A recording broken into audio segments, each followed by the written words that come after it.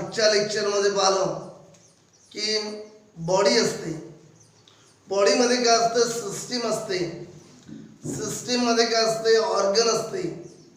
Organ कशाचा बनलेला आहे, टिश्यूचा. टिश्यू कशाचा बनलेला आहे, सेलचा. सेल मध्ये काय असते, न्यूक्लियस. न्यूक्लियस मध्ये काय असते, क्रोमोझोम. न्यूक्लियस मध्ये काय असते, क्रोमोझोम. क्रोमोझोम मध्ये काय असते, डीएनए. डीएनए मध्ये काय असते, म्हणजे डीएनएचा टायनी पार्ट म्हणजे काय झाला, जीन. आणि जीन काय डेव्हलप करते, कॅरेक्टर. मग आपण त्या क्रोमोझोम बद्दल बोललो. ह्युमन बॉडी म्हटलं तर ह्युमन बॉडीमध्ये प्रत्येक म्हणजे पूर्ण बॉडीमध्ये म्हटलं तरी 46 क्रोमोझोम आहे सांगायचे. प्रत्येक सेलमध्ये म्हटलं तरी 46च म्हणायचे. पण मी तुम्हाला दुसरी मेथड सांगितली, डायरेक्ट 46 म्हणण्यापेक्षा सांगायचं. तुम्हाला म्हटलं की तुमच्या बॉडीमध्ये क्रोमोझोम नंबर किती किंवा तुमच्या बॉडीमधल्या प्रत्येक सेलमध्ये क्रोमोझोम नंबर किती देताना उत्तर द्यायचं 46, that is 23 pair. 46 that is 23 pair हे उत्तर द्यायचं आपल्याला. डायरेक्ट फक्त 46 नाही किंवा 23 पेअर नाही, 46 दॅट इज 23 पेअर म्हणजे या ठिकाणी. आणि या प्रत्येक इंडिव्हिज्युअलमध्ये 2 सेट आहे क्रोमोझोमचे. 46 पैकी 23चा एक सेट ज्याला आपण हॅप्लॉइड म्हटलं, यांनी रिप्रेझेंट केलं, तो मदर कडनं आला. 23चा एक सेट ज्याला आपण हॅप्लॉइड म्हटलं, तो फादर कडनं आला. म्हणजे इकडून एन आला, इकडून एन आला, एन प्लस एन काय झाला, 2n झाला, डिप्लॉइड नंबर झाला. आणि मी तुम्हाला सांगितलं मदरकडनं एन का आला फिमेल गॅमेटमध्ये, त्याचं कारण होतं मियोसिस. आणि तेच पाहतो आपण, आपला टॉपिक आहे आजचा, सेल डिव्हिजन. काय सेल डिव्हिजन तुम्हाला नावच सांगता येईल, या नावावरूनच तुमच्या लक्षात येते की सेल डिव्हिजन काय. सेल या ठिकाणी डिवाइड होणार आहे. सेल डिवाइड होईल आणि फॉर्म करेल 2 डॉटर सेल किंवा 4 डॉटर सेल, जे काय असेल ते. सेल डिव्हिजन मेनली 2 टाईपचं आहे, जे आपल्याला बारावीत कामात पडणार. ते पहिलं असते मायटॉसिस आणि दुसरं असते मियोसिस. आता हे जे मायटॉसिस मियोसिस आहे हे मी तुम्हाला खूप डिटेलमध्ये सांगणार नाहीये. 11वीच्या चॅप्टरमध्ये डिटेल आहे ते नंतर. पण आपण आपल्याला ज्या प्रकारे लक्षात ठेवायचं आहे, कारण 11वी 12वी पुन्हा तुम्हाला एंट्रान्समध्ये सुद्धा याचं काम आहे, मायटॉसिस मियोसिसचंच काम आहे. कारण यावर प्रॉब्लेम सुद्धा येतात. एंट्रान्स एक्झाममध्ये प्रॉब्लेम येते यावर. नीट असो, एमएससीटी असो, एक्झाममध्ये यावर प्रॉब्लेम असतातच. आणि म्हणून काय होतं, काही धडे ठरल्याची. मग मायटॉसिस काय, पहिल्यांदा विचार करू आपण मायटॉसिसचा. मायटॉसिस मध्ये काय होते, हा झाला सिंगल सेल, हा झाला diploid cell. Single diploid cell आहे, याला म्हणू आपण पॅरेंटल सेल. म्हणजे ज्या सेलचं डिव्हिजन होणार, ज्या सेलचं डिव्हिजन होणार त्याला म्हणतात पॅरेंटल सेल. ज्या सेलचं डिव्हिजन होणार त्याला म्हणतात पॅरेंटल सेल. हा पॅरेंटल सेल डिव्हाइड होते आणि 2 डॉटर सेल फॉर्म झाले. या ठिकाणी आला 2n, या ठिकाणी आलं 2n. या 2 सेलला नाव दिलं डॉटर सेल. हे जे 2 सेल मिळाली याला नाव दिलं डॉटर सेल. मला माहिती आहे तुम्ही विचार करून राहिले की इथं जर 2n होतं, एकाचे 2 झालं तर 2n कसं आलं. 10 किलोचं कोळं होतं, त्याचे जर 2 तुकडे केले, एका कोळ्याचे 2 कोळे केले, एक तुकडा 5 किलोचा, दुसरा तुकडा 5 किलोचा. मग इथं जर 2n होतं पॅरेंटल सेल मध्ये, तो डिवाइड झाला, 2 सेल फॉर्म झाले. इथे यायला पाहिजे होतं n, इथे यायला पाहिजे होतं n, पण आलं काय 2n आलं. का आलं हे मी सांगतो, 2च मिनिटात सांगतो, पहिले लक्ष द्या ठिकाणी. म्हणजे याचा अर्थ काय दिसून राहिला, म्हणजे आपल्या डोक्यात काय बसलो, एका सेलचे 2 सेल झाले. आपल्या ठिकाणी मायटॉसिस. मायटॉसिस यालाच म्हणतात, दुसरं नाव आहे मायटॉटिक डिव्हिजन. मायटॉटिक डिव्हिजन म्हणजे पहा, नाव पाकच झाली. मायटॉसिस किंवा मायटॉटिक डिव्हिजन किंवा अजून तयार करतो. म्हणजे पॅरेंटल सेल जो डिप्लॉइड होता हा डिवाइड झाला दोन डॉटर सेल त्या ठिकाणी फॉर्म झाले. Parental cell divide into two daughter cell. पण डॉटर सेल कसे मिळाले? Receiving same number of chromosome. जेवढा क्रोमोझोम नंबर पॅरेंट मध्ये होता तेवढाच डॉटर सेल मध्ये. Receiving same number of chromosome as present in parent cell. जेवढा क्रोमोझोम नंबर पॅरेंट सेल मध्ये तेवढाच या डॉटर सेलने रिसिव्ह केला. आणि म्हणून म्हटलं मी या ठिकाणी, म्हणजे याचा अर्थ पॅरेंट मध्ये जेवढा क्रोमोझोम नंबर होता तेवढा डिव्हिजन नंतर डॉटर सेल मध्ये आला, म्हणून त्यालाच म्हणतात इक्वेशनल डिव्हिजन. काय म्हणतात त्याला? Equational division. इक्वल ठेवते. 3 नाव झाले. मायटोसिस, त्यालाच म्हटलं मायटॉटिक डिव्हिजन, त्यालाच म्हटलं इक्वेशनल डिव्हिजन. आणि नियम काय समजा तुम्हाला? एका, आणि डोक्यात काय भरून द्यायचं? एका सेलचे 2 सेल, क्रोमोझोम नंबर सेम. कधी विचारलं तुम्हाला मायटोसिसचा रूल काय सांगायचं? एकाचे 2 क्रोमोझोम नंबर सेम. काय सांगायचं? मायटोसिस म्हणजे एकाचे 2 क्रोमोझोम नंबर सेम. आता प्रश्न हा आला की सेमच काय झालं पाहू. जसं मी तुम्हाला एखादं उदाहरण देतो. समजा 2 मुलं आहेत. एक आहे केशव नावाचा, एक आहे सुनील नावाचा. 2 मुलं आहेत. दोघेही समजा बाजारात गेले, बाजार खरेदी केला, आणि बाजार खरेदी करता करता दोघा मिळून काय केलं? एक 12 केजीचं बोकड विकत घेतलं. किती केजीचं बोकड? किती किलोचा बोकड? 12 किलोचा बोकडा विकत घेतला त्यानं दोघा मिळून. पैसे अर्धे अर्धे टाकले, निघाले रस्त्याला, घराकडे निघाले. आता तुम्हाला काय वाटणार इथं?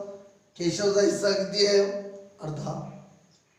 सुनीलचा अर्धा. केशवला किती देणार? 6 किलो बोकड. सुनीलला किती देणार? 6 किलो बोकड. पण दोघही येत असताना नदीच्या पुलावर झगडा करायला लागले. ते केशव म्हणते मला 12 किलो पाहिजे, अभि म्हणते पैसे अर्धे दिले ना. सुनील म्हणते भले, सुनील आठवत देत म्हणते आता मला 12 किलो लागल. सांगत आली का नाही आफत? दोघात चांगली मारापिटी झाली.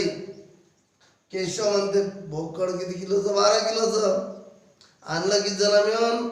दोघा मिळून. आला डोक्याला तापा आहे की नाही? बोकड किती किलोचं?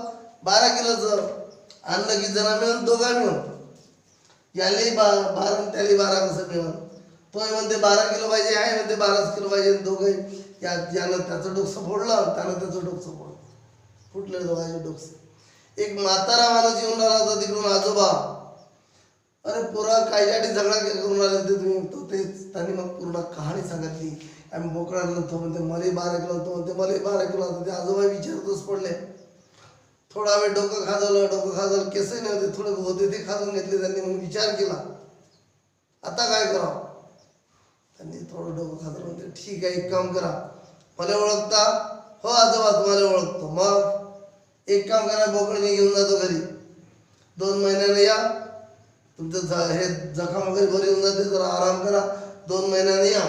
तुम्ही 12 घेऊन जातो, तुम्ही 12 घेऊन जातो. ओळखीसाठी एक काम करायचं, एखादा चांगला पेनचा कलर टाकून द्या, तुमचंच बोकड तुम्हाला देईल. तुले 12 तुले 12. आजोबानं काय केलंय? 12 किलोचं बोकड घरी घेऊन गेला आजोबा. त्या बोकडाला चांगलं 1.5-2 महिने चांगलं खाऊ घातलं. बोकडाचं वजन वाढत गेलं. 12चं 16, 16चं 18, 18चं 20, 20चं 22, डायरेक्ट 2 महिन्यात ते बनलं 24 केजीचं बनलं बोकड. याचा अर्थ त्या बोकडाची क्वांटिटी काय झाली? डबल झाली. बोलावलं दोघांनी, केशवले आणि सुनीलने. म्हणून तुला किती पाहिजे होतं? हे जो का बोकड? हो आजोबा. तुला किती पाहिजे होतं? म्हणते 12 किलो. तुला किती पाहिजे होतं?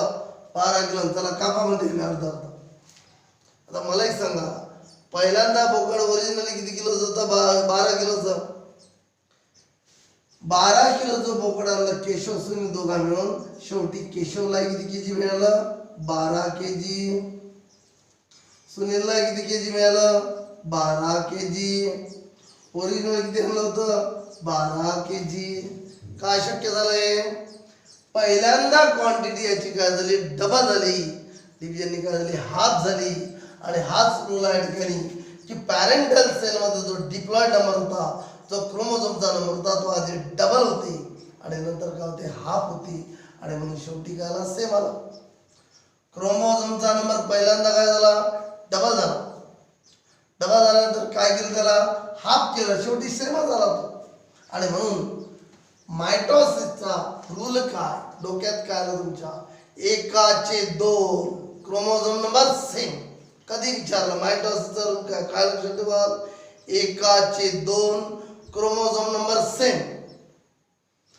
मायटोसिसला दुसरं नाव काय दिलं? Mitotic division. तिसरं नाव दिलं इक्वेशनल डिव्हिजन. आता झाली डेफिनेशन तयार. यावरून the process in which single parental cell, process by which the process in which single parental cell divided into किंवा single diploid parental cell म्हणतात झाले. single parental cell divided into 2 daughter cell. diploid haploid म्हणायचं काय म्हणतो मी?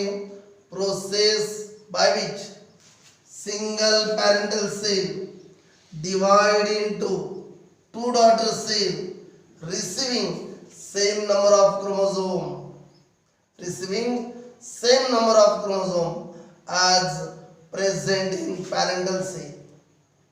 यातलं महत्वाचं काय? 2 daughter cell. 2 हा आकडा महत्वाचा आहे की एकाचे किती झाले? 2.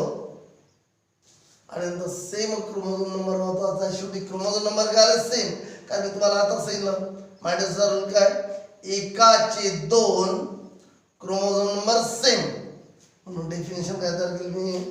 Process in which single parental cell, process in which single parental cell divide into 2 daughter cell, single parental cell divided into 2 daughter cell receiving same number of chromosome as present in parental cell.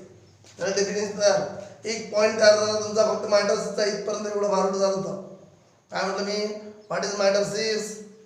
Process in which single parental cell divide into 2 daughter cell. पाय एवढ्याच्यावर definition तयार करतो मी आता पूर्ण. Process in which single parental cell divide into 2 daughter cell receiving same number of chromosome as present in parental cell, as present in parental cell is called mitosis. Second point, it is also called equational division. Tell us now the equational division. Third point, it occurs in somatic cell. Mitosis is a somatic cell मध्ये it occurs in somatic cell or vegetative cell. Lastly, मला एक सांगा, आपण diploid मध्ये म्हटलं haploid मध्ये शक्य आहे का मायटोसिस? डिप्लॉइड सेल मध्ये तर लक्षात आलं आपल्या की 2n होता 2n 2n आला. मला हॅप्लॉइडचा विचार करून पाहू. हॅप्लॉइडचा समजा ऍडिकल घेतला, पॅरेंटल सेल घेतला, हा हॅप्लॉइड, हा झाला हॅप्लॉइड पॅरेंटल सेल. त्याचे मिळाले 2 डॉटर सेल. काय मिळेल? n शक्य आहे. कारण शेवटी काय झालं? एका नियम काय आपला मायटोसिसचा? एकाचे 2 क्रोमोझोम नंबर सेम. एकाचे 2 क्रोमोझोम नंबर सेम. याचा अर्थ मायटोसिस मध्ये एका सेलचे 2 सेल होणारे क्रोमोझोम नंबर सेमच आहे. म्हणून डिप्लॉइड आणि हॅप्लॉइड दोन्हीमध्ये पॉसिबल आहे. पण चौथा पॉईंट म्हटला मी, it takes place in diploid as well as haploid sale.